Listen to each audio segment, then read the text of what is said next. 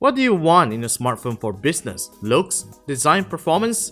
Huawei seems to think that the Mate 8 has got it all covered. The company has even gone all the way to call it a new choice for the professionals and business executives. So, let's do a very different kind of review for the Mate 8. In fact, let's just review the phone from a businessman perspective after a month. I'm Warren with KLGadgetTV, and I shall be focusing on what makes sense and what's not for a typical businessman in this full review.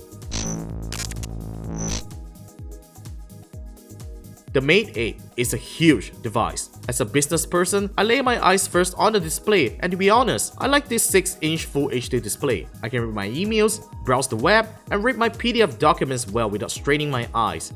Even watching YouTube videos on it can be a real pleasure. The touchscreen also responds to my touch and gestures accurately, hence I've used it actively as a note-taking device. Aesthetically, the device may be slim, but it is not the most comfortable phablet to hold on hand. It also feels cumbersome after a while, and it feels really heavy in my pockets. But thankfully, the volume rocker, power button, and fingerprint reader placements are within the reach of my fingers, and its smooth metal unibody isn't too slippery. Huawei certainly understands that this isn't a device meant for one-handed use, hence the one-handed operation feature is something I use on a daily basis, and as a matter of fact, I don't miss smaller phones. The Mate 8 premium variant thankfully comes with a leather folio case. While it is not the best looking one, but it does save precious time to hunt for one. The cover window is sadly lacking of features as it merely shows the time and incoming calls with no other features. All thanks to the Kirin 950 octa-core processor and ample 4GB of RAM. The Mate 8 is a solid performer in many applications I've used. For instance,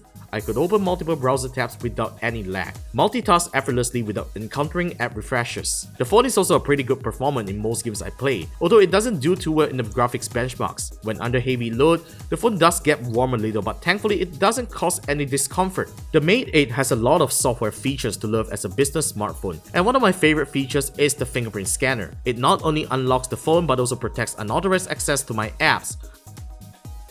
I also use it to bring down the notification shade instead of using my thumb to reach the top of the screen, and I can even use it to browse my photos and as a camera shutter key for my front-facing pictures. Well, business folks like me love selfies at times. Taking a screenshot is also a breeze by double tapping on the display with my knuckles, and I can even have the phone to do an automatic scroll screen capture.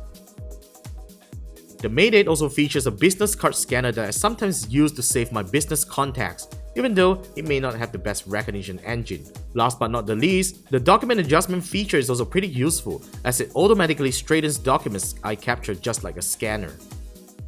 Any business person will definitely want a powerful smartphone camera, and the Mate 8's main camera delivers decent imaging results. The optical stabilized 16-megapixel camera has helped me in capturing detailed photos in low lighting conditions, and I'm particularly impressed on how well it could sharpen photos with digital zoom. In addition, the Ultra Snapshot feature definitely helps save time on capturing fast moments as I can snap photos within a second by double pressing the volume down button. The camera also takes beautiful videos with 60 frames per second on Full HD resolution and has very decent stabilization.